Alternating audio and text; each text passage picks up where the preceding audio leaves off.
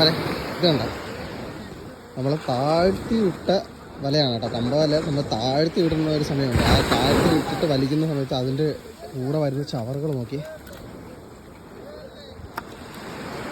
Full ചവറുകളും കടലിലുള്ളതാണ്. പ്ലാസ്റ്റിക്കും തുണിയും അത് ഇതെല്ലാം ഉണ്ട്. എന്തിനു കൊച്ചുപിള്ളേരുടെ സ്നഗ്ഗി വരെ ഉണ്ട്. അതൊക്കെ പോകാട്ടില്ലേ. അങ്ങനെ നോക്കുകയാണെന്നുണ്ടെങ്കിൽ ഇത് നോക്കിയേ,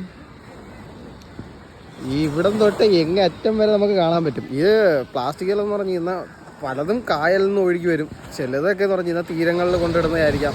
അങ്ങനെ കായലിൽ നിന്നൊക്കെ ഒഴുകി വരുന്നത് നേരെ കടലിലായിരിക്കും വരുന്നത്. അപ്പോൾ കടലിൽ വന്നു കഴിഞ്ഞ് കയറുന്ന ആ ഇതൊക്കെ എന്ന് പറഞ്ഞാൽ നമ്മൾ ഇതുപോലുള്ള വലകളിലൊക്കെ കുടുങ്ങി കരയിലോട്ട് തന്നെ അവർ വലിച്ചിടും. അപ്പോൾ അതായത് പ്ലാസ്റ്റിക് നോക്കി വലിച്ചിടണം.